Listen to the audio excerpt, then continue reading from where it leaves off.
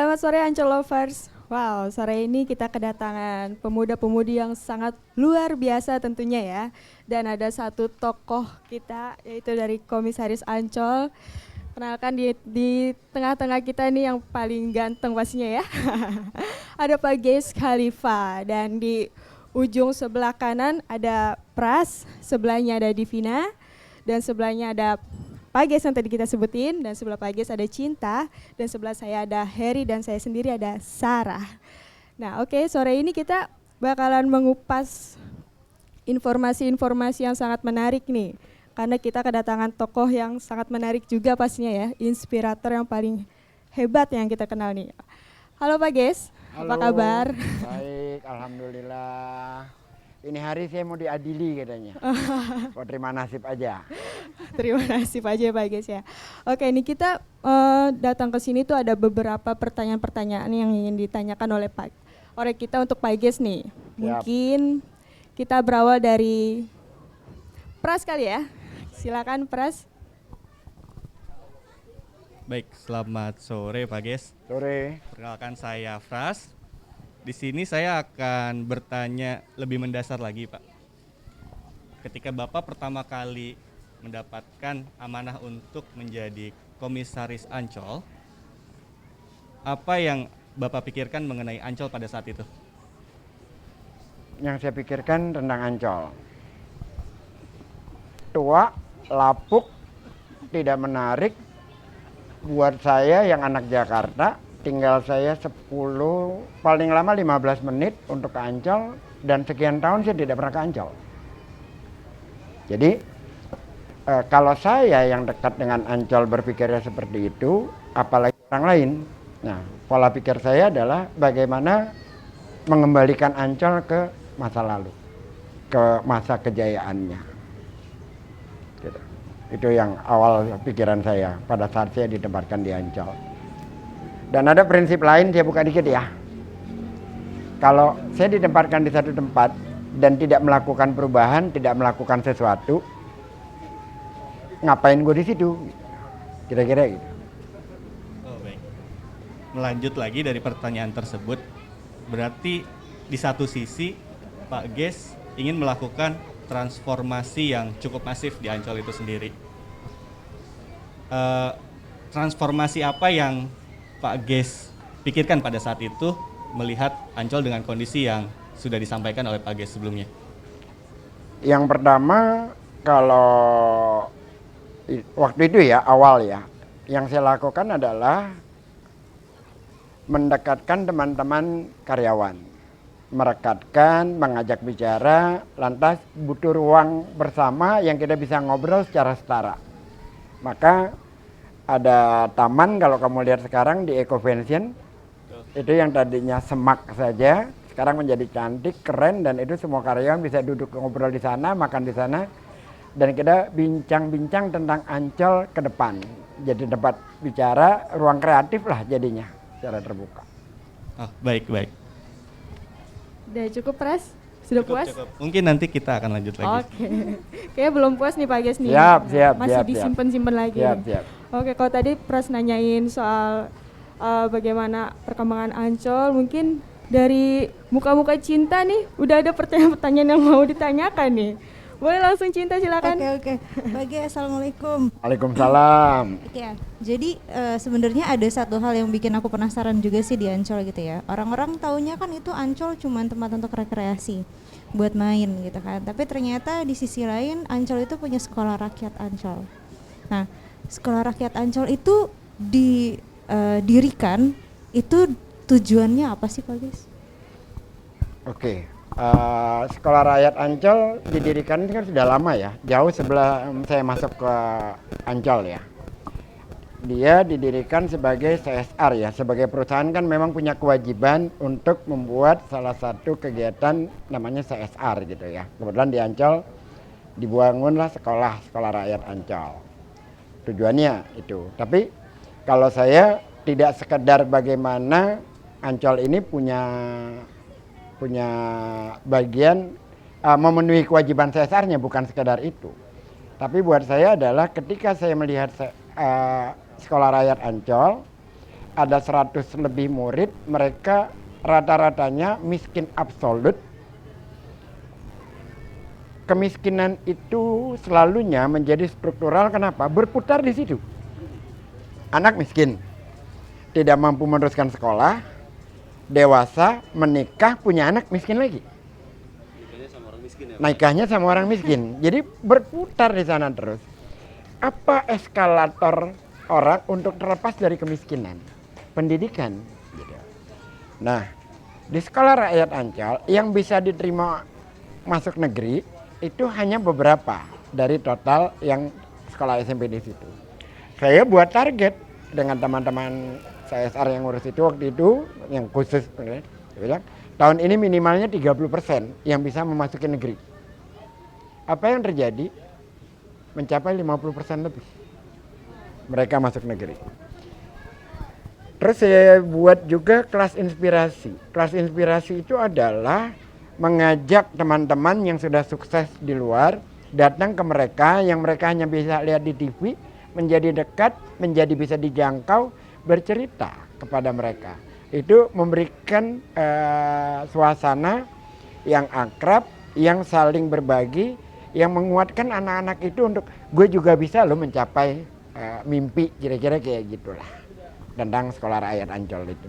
Oke, jadi intinya untuk mengembalikan yang tadi Pak Gis bilang daripada kan kalau misalnya orang itu tadi absolut ya kan miskin gitu kan. Jadi supaya untuk mengembalikan perekonomian mereka yang lebih baik dibutuhkan pendidikan. Ya Pak Gis ya. Dan ada orang mengatakan bahwa tidak sekolah pun bisa kaya gitu. Ada yang menyatakan tapi kan itu nggak umum. betul, Hanya betul. khusus aja gitu lah, kasus gitu lah. Itu tidak umum. Yang umum ya orang melalui sekolah. Baik Pak Gis. Mungkin itu aja dulu nanti. Yap. Udah cukup, Cinta? Oh. Tadi kan Pak Gis itu mengatakan membuka kelas baru, kelas inspirasi itu ya. Itu sangat menarik. Nah, kelas inspirasi itu untuk kalangan usia berapa tuh Pak Gis kalau boleh tahu? Siapapun, tidak ada batasan. Jadi orang-orang yang sudah sukses di luar saya bawa ke SRA untuk mereka berbicara di tengah anak-anak itu. Oh gitu. Jadi sudah banyak gitu. Saya lupa nama-namanya, tapi mereka yang biasa ada di TV, biarkan menjadi tokoh publik, datang ke sekolah rakyat Ancol bercerita tentang pengalamannya kepada adik-adik kita di sekolah rakyat Ancol. Gitu lah. Oh gitu. Jadi Nah, terus sangat pendidikannya menarik ya. juga kita lebih perhatikan. Mereka punya kemampuan untuk kompetisi kepada orang lain gitu. Jadi punya sikap untuk berkompetisi, untuk apa? Untuk dalam rangka menggapai mimpinya. Dan tahun ini alhamdulillah 50% dari murid-murid itu bisa memasuki SMA negeri, 50%-nya dari jumlah anak-anak SRA di Ancol. Itu sangat menarik ya Pak Gis ya. Jadi semua kalangan itu boleh masuk di kelas Boleh inspirasi masuk. itu ya. Jadi tidak ada batasan ya kalau untuk masuk ke kelas inspirasi. Siapapun boleh masuk di sekolah rakyat Ancol, terutama Tapi di kalau kelas. yang anak muridnya itu siapapun boleh dengan syarat satu, harus miskin. Harus Jadi miskin. syaratnya memang harus miskin gitu loh. Karena sekolah itu dibuat memang untuk membantu orang lain. Gitu. Oh gitu. Untuk membekali masa depan mereka ke depan harus kayak gimana ya Pak Gis Iya. ya. Jadi harus miskin. Jadi bukan keharusan sebenarnya, tapi menjadi syaratnya adalah memang anak-anak yang butuh kita bantu. Oke, yang kurang mampu ya Pak Gis ya. Iya. Baik, itu sangat menarik. Terima kasih Cinta untuk pertanyaannya. Mungkin dilanjut nih untuk Mbak yang cantik, Divina, silakan untuk nanya-nanya apa sih yang penasaran dari pikiran Divina yang pengen ditanyain ke Pak Gis, silakan. Oke. Sebenarnya gini, saya kan kebetulannya kan ngebantuin Putri Duyung ya Pak. Sebenarnya saya tuh salah satu korbannya Pak Gis karena berkat pekerjaannya Pak Gis jadi rame banget itu nyiur. Jadi repot sayanya ya, banyak banget yang nanyain mau booking, mau macam-macam. Sebenarnya saya tuh penasaran, saya udah sering bantuin Pak Gis untuk promosiin Putri Duyung, promosiin nyiur. Cuma yang bikin saya penasaran itu adalah Bapak kok bisa sih lihat hidden gem yang ada di sini, berlian yang ketutup lumpur nih, ketutup image tua, ketutup image, menyeramkan dan kawan-kawan, Bapak ubah jadi serame ini. Bahkan nggak cuma nyiur ya, ada apa namanya ATL, ada apa namanya yang Columbus, ada di sini The Hoax juga. Kok bisa sih Bapak? Bahkan saya yang anak muda aja mungkin masih kurang ya untuk ngelihat sebuah potensi tempat itu atau apa lokasi itu menjadi sesuatu yang bisa nih booming lagi kayak gitu sih Pak. Oke, itu sebenarnya pertaruhan besar buat saya ya, New York itu. Jadi udah tahu semua kan New York seperti apa dulunya. New York itu restoran yang lama banget, adanya saya bilang di bawah bumi, karena ini laut, ini restorannya, terus kalau kita duduk di sana pasir ngelihatnya tembok yang sangat tidak menarik. Makanya yang saya katakan tadi di awal pada saat ditanya soal Ancol, sesuatu yang tua, lapuk dan tidak punya daya tarik gitu kan. Nah, terus saya ingin melakukan sesuatu perubahan. Saya melihat Nyiur tempatnya punya punya sesuatu untuk ditingkatkan. Terus tinggal butuh imajinasi. Maka saya ajak bicara teman-teman di direksi, saya katakan bahwa ini restoran bisa menghidupi dirinya sendiri tanpa harus bergantung kepada yang menginap di resort. Bagaimana Pak Ges? Kita buat gambarnya, kita pindahkan Lombok ke Jakarta. Maka mulailah dibuat gambar, dibuat apa, tapi gambar itu masih tidak ada perubahan karena masih tetap datar dengan yang lama. Saya bilang saya tidak mau seperti ini. Maunya naikin 2 meter supaya orang bisa melihat laut. Terus gimana? Berubah lagi. Muncullah angka. Kalau seperti ini mahal gitu loh. Terus saya katakan, memang mahal, tapi yakinlah bahwa dalam 4 tahun ini bisa break even. Jadi saya menantang pada saat itu, gini deh, gue bikin perjanjian secara pribadi, personal. Ini sebenarnya tidak ada secara regulasi, hukum nggak ada. Ini belagunya saya aja gitu. 4 tahun gue balikin nih. Karena saya yakin bahwa itu tinggal dilakukan inovasi saja, orang akan datang ke sana dan rame. Asal secara gambar menarik, secara tampilan keren. Ada satu hal yang kamu belum dapatkan nanti begitu kamu masuk New York, sekarang kan suasananya lagi seperti ini ya, kita belum punya dana untuk menambahkannya. Begitu masuk New York, itu yang kamu dengar adalah musik Budabar. Ada romantisme di sana. Ada surga tersembunyi di utara Jakarta. Ada suasana yang membuat kamu nyaman, damai, dan bahagia. Kira-kira gitu. Dan dibangun, begitu jadi pandemi. Saya agak ketakutan. Ngeri nih, karena kan kita buka pada saat lah itu. Tapi alhamdulillah suasananya seperti ini. Intinya satu, kalau kita yakin terhadap sesuatu, jalanin. Dan kita belajar tentang pasar. Kebetulan aja, selain anak masjid gue juga anak nongkrong. Jadi yang namanya Kemang, Mahakam, Menteng, Sabang hafal gitu loh.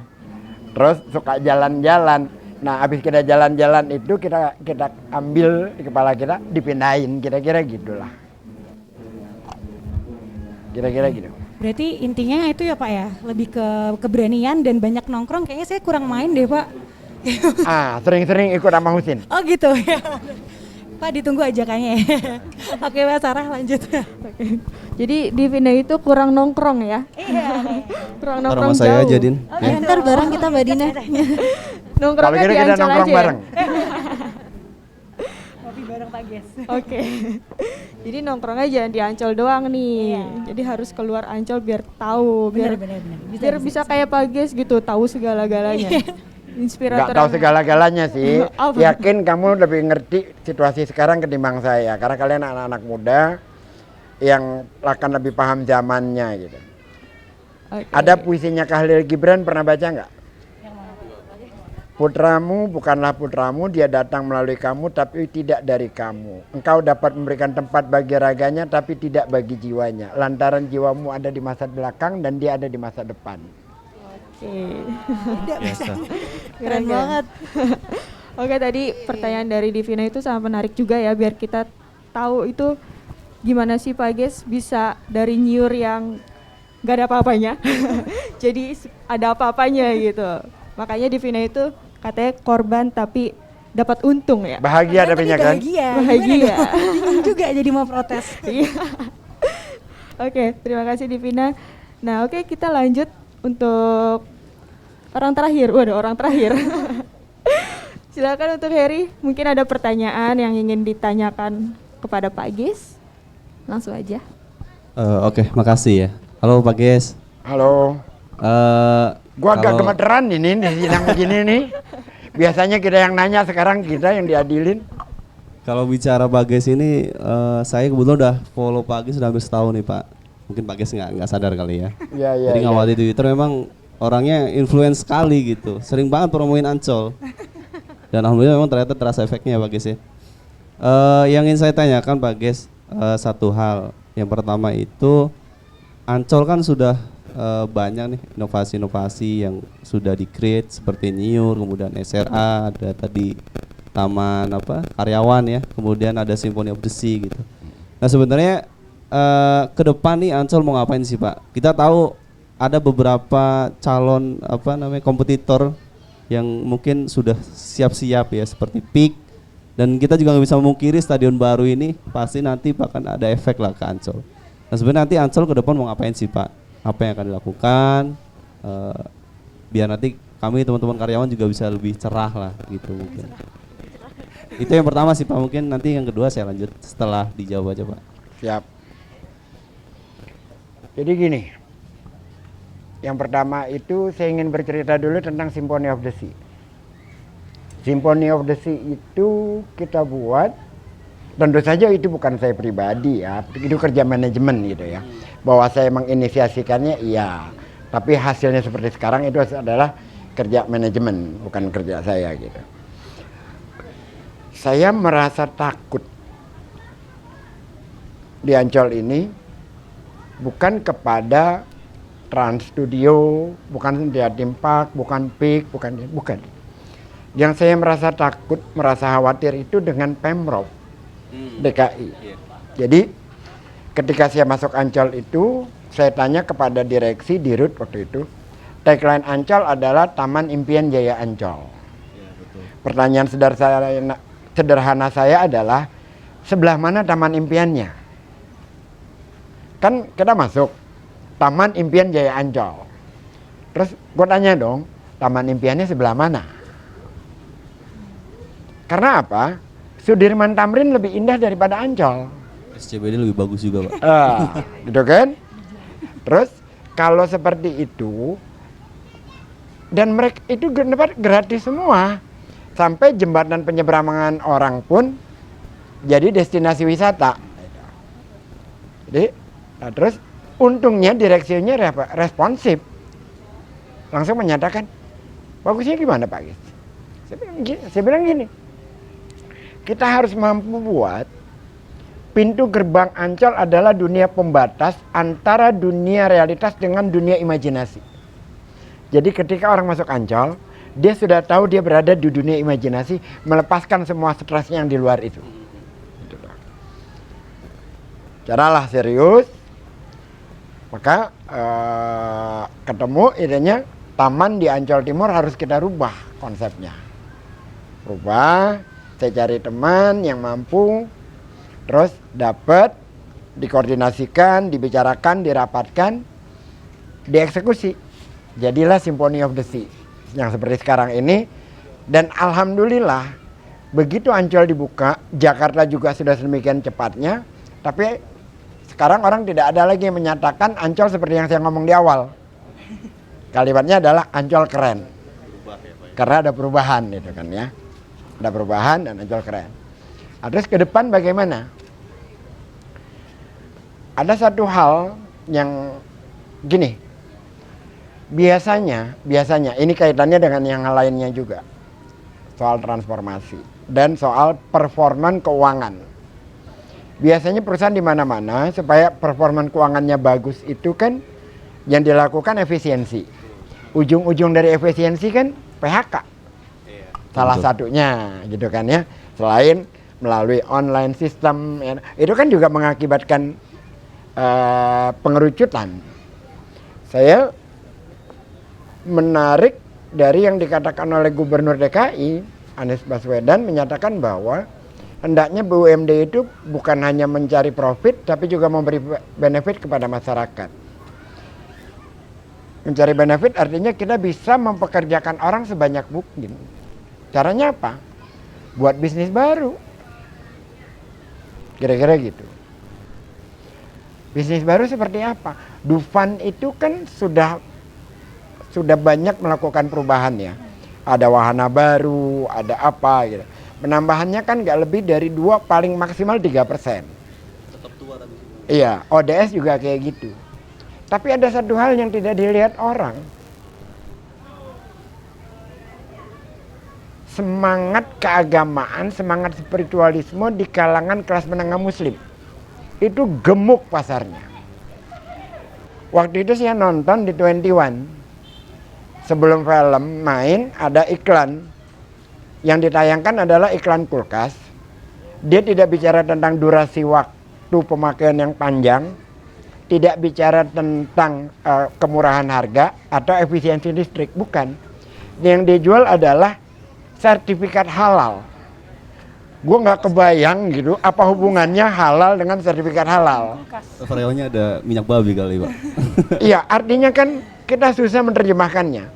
Tapi sebuah perusahaan besar membidik sebuah pasar, iklannya di 21 kan nggak mungkin murah itu dan nggak mungkin nggak ada pasarnya. Terus saya kaitkan lagi dengan, sorry yang ini saya agak semangat jadi jawabnya agak panjang ya. Baik. Saya kaitkan lagi dengan demo yang berkali-kali di Monas. Saya tidak bicara substansi demonya, tapi sewaktu menjelang demo, hotel di Sudirman sampai Tamrin dan pinggirannya semuanya penuh. Dan itu kan hotel bintang 5 semua. Lah kalau gue bikin masjid apung di Ancol akan berapa juta yang nambah? Gitu kira-kira. Jadi membangun sebuah masjid dengan arsitektur yang mewah, ada konteks tentang peradaban masa lalu, ada cerita. Dan itu akan membuat orang tertarik untuk datang kemari. Kamu bayangkan Masjid Kuba Emas yang di Cinere, jauhnya na'udzubillah, itu datang dari sini ke sana jam 2, nyampainya jam 5 sore gitu loh, karena kemacetan yang luar biasa. Tapi ribuan orang. Nah kalau kita buat di sini dengan segala macam pernak-perniknya, dengan berbagai kegiatan, dan itu bisa diimajinasikan ya. Ada stage di depan untuk peragaan busana muslim di tiap hari Kamis, ada wisata kuliner yang macam-macam. Itu akan berapa banyak yang akan datang ke Ancol. Jadi itu adalah inovasi baru. Bahwa itu adalah semangat keagamaan. Orang ngomong ke saya kayak gitu. Lu kalau kagak ngerti nanya, jangan debat. Kita lagi bisnis gitu loh. Jadi orang kan suka-suka mempolitisasi segala sesuatu yang dia nggak ngerti. Ya saya maklumin aja orang yang otaknya dikit. Kira-kira gitu. Oke, bagus. Cek. Oke, bagus banget sih Pak. Mudah-mudahan nanti juga Masjid Apung ini bisa ramai. Nanti mungkin teman-teman kayak Pras ini mungkin bisa mengisi Pak nanti di Masjid Apung ya Pak ya? Iya, itu kan Ancol itu kalau setiap bulan puasa selalu sepi kan? Nah dengan adanya Masjid Apung itu insya Allah bulan puasa kita ramai. Karena akan banyak kegiatan macam-macam di sana gitu loh. Udah bisa diimajinasikan lah. Kira-kira akan ada apa gitu. Di selama 1 bulan penuh itu. Selama bulan puasa. Dan itu akan menarik banyak orang gitu. Dengan berbagai kreativitas yang kita lakukan. Oke, ada target yang ditentukan nggak sih Pak, kayak jadinya itu di tahun berapa atau gimana? Harusnya Desember ini jadi, harusnya. Tapi karena kita ngalamin pandemi, ya banyak hal ya yang mimpi-mimpi saya itu harus stop sementara. Seperti pasar seni. Ini kan harusnya Symphony of the Sea ini sudah sampai pasar seni. Galerinya udah berubah. Terus ada kafe-kafe di sana gitu kan. Itu juga sementara berhenti. Masjid Apung juga insya Allah bulan memasuki awal 2021 kita mulai lagi gitu loh. Terus yang ketiga, ini yang terpenting. Mungkin kalau ini tanggung jawab kamu semua, mengintegrasikan Ancol dengan Pulau Seribu. Jadi kita punya kepulauan, dibilang Pulau Seribu itu maksudnya bukan ada 1000, maksudnya banyak gitu loh. Ada 107 atau 110 pulau. Kamu bayangkan kalau Ancol bisa seperti Phuket. Orang datang ke Ancol, sekaligus wisatanya ke berbagai pulau di Pulau Seribu. Butuh berapa malam dia untuk ada di Ancol. Belum lagi Dufan, belum lagi ODS, belum lagi Masjid Apung. Nanti resortnya di Vina itu yang harus diperbanyak. Karena nggak nampung lagi. Karena menjadi brand of Indonesia, bukan hanya lokal saja yang datang, tapi mungkin dari berbagai dunia. Karena juga ada di ujung sana ada Museum Rasulullah, yang itu satu-satunya di luar Arab Saudi. Itu juga akan menjadi daya tarik secara internasional. Oke Pak, satu lagi sih Pak. 8 lagi nggak apa-apa. Ya ini satu lagi nih Pak. Dari manajemen Ancol sendiri, ada nggak sih Pak kepikiran untuk diversifikasi usaha? Karena memang yang kita lihat kan Ancol usahanya ya rekreasi, properti, wilayahnya cuma di Jakarta Utara gitu. Atau mungkin ada kepikiran Ancol buka di luar atau mungkin kolaborasi dengan pihak luar gitu ya, expand ke luar gitu. Ada nggak sih Pak sebenarnya rencana seperti itu? Atau kepikiran untuk seperti itu atau enggak gitu? Sudah ada ya, sudah ada. Waktu itu mau buka bareng-bareng dengan sebuah perusahaan di Bintaro. Saya kalau tidak salah membuat SeaWorld di Bintaro. Terus ada kerjasama juga di bidang properti di luar ya. Tapi sejauh mana nanti saya akan lihat lagi ininya.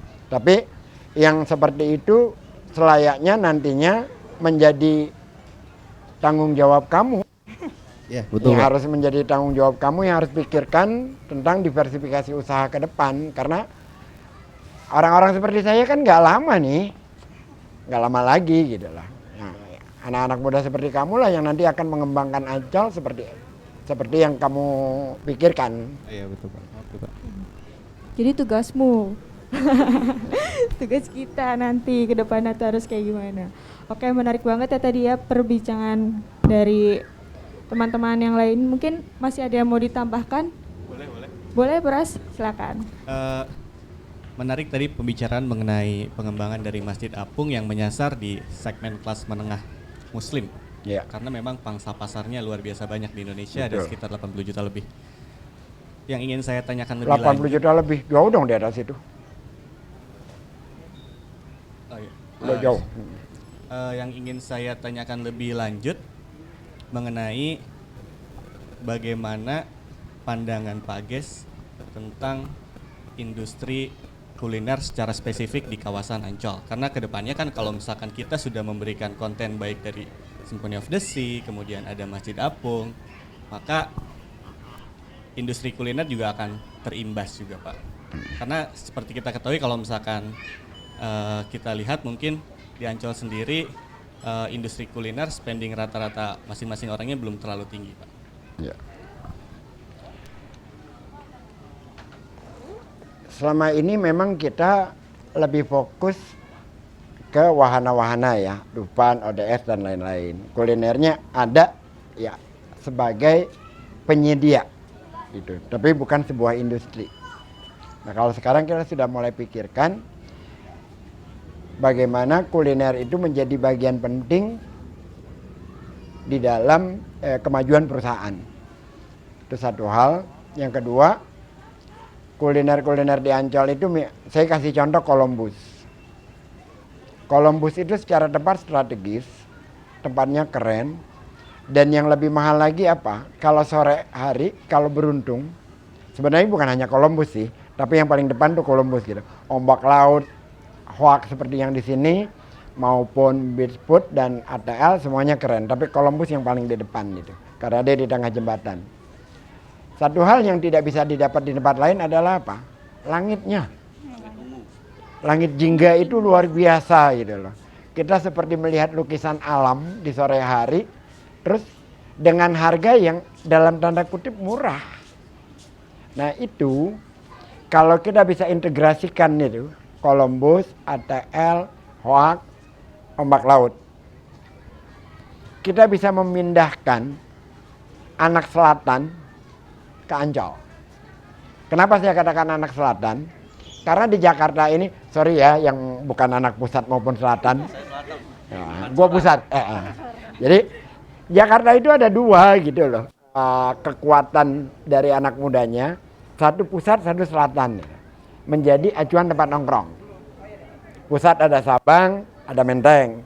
Selatan ada Melawai, Mahakam, Gunawarman, Senopati, dan macam-macam. Gitu kan? Tanpa kita sadarin deh, kalau diajak nongkrong, jarang kan kita diajak di mana gitu, enggak. Pasti sekitar-sekitar sini. Antara pusat, selatan. Mallnya juga sama gitu lah. Nah, kan utara itu kan tidak menjadi pemain. Nah, saya ingin utara menjadi pemain. Di mana? Di Ancol. Jadi mulai orang masuk di Ancol Timur, lihat ATL, Columbus, menjadi perbincangan publik, menjadi tempat anak muda nongkrong dari mulai Senin sampai Minggu, kira-kira gitu. Jadi industri. Tapi memang butuh gimmick, butuh konten, butuh eksekusi, butuh kepandaian kalian nih. Kalau saya nggak nyampe, relevansinya dengan anak muda itu nggak nyampe. Kalian yang punya kemampuan memanage itu. Jadi fasilitatornya mungkin direksi, co-creator sebagai co-creator, konseptornya kalian. Ya, baik, terima kasih Pak. Oke, cukup Pras? Oke, udah. Betul banget ya tadi Pak Gus ya. Kita mulai harus memindahkan anak selatan ya, Iya. ke utara. Iya. Betul banget. Kita Karena harus kan- melihat segala sesuatu secara kompetitif. Iya, betul. Kalau mereka bisa, kalau mereka mampu melakukan sesuatu, kenapa kita tidak? Gitu. Betul, betul. Kira-kira gitu. Dan kayaknya udah mulai deh Pak, udah mulai pindah deh, dikit-dikit Iya, nih. dikit-dikit Bukan mulai dikit pindah. lagi, kayak udah mulai banyak deh. Karena kan mereka itu pada penasaran dengan Symphony of the Sea, itu seperti apa, terus pada nanya lagi, itu sih yang saya tahu ya, pada nanya ombak laut itu apa gitu. Dan ternyata pas dilihat, dibuka di sosmed atau Instagram kayak gitu, wah ternyata bagus, sore hari ke malam itu bagus. Apalagi kalau ditambahin live musik kali ya Pak ya, Iya. di ombak laut ya. Jadi soal musik gitu ya, saya bukan potong ya. Ini kan masa pandemi nih.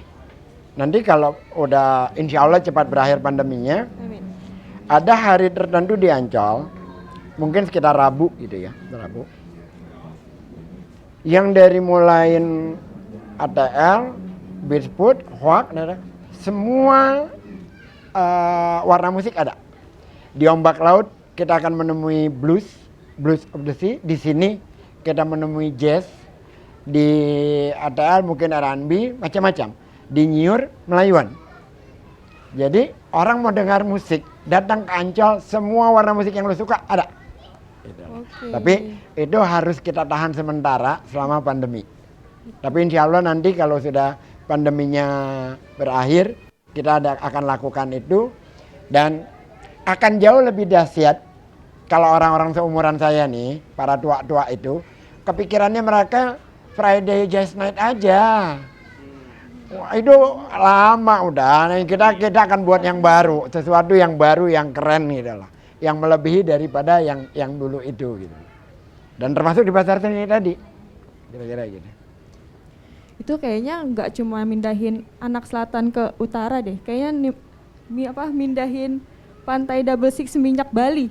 Iya, betul, Sama kan ya, live betul. musik malam-malam Ide kayak gitu. itu saya melihatnya di berbagai tempat ya, nggak cuma di Bali, tapi juga pada saat bahkan pertama kalinya itu sih yang lihatnya di Hawaii, udah lama banget, udah berapa belas tahun yang lalu gitu loh.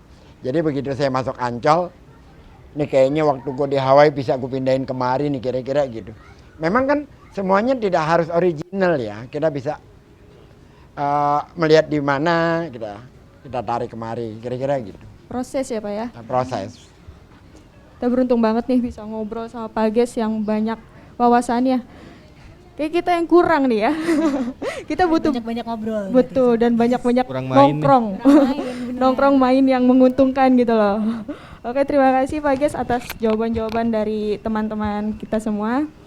Saya Mungkin- terima kasih juga ketemu anak-anak muda di Ancol kayak gini, beruntung banget. Sama-sama Pak Ges. Kita juga beruntung loh ketemu Pak Ges bisa ngobrol terus banyak inspirasi-inspirasi yang tertuang pada sore hari ini. Oke, kalau gitu kayak udah berakhir juga nih perjumpaan kita sore ini. Nanti kita lanjutkan di kemudian hari. Kalau gitu saya Sarah, Heri, Cinta, Divina, Pras pamit undur diri. Selamat sore Ancol Lovers.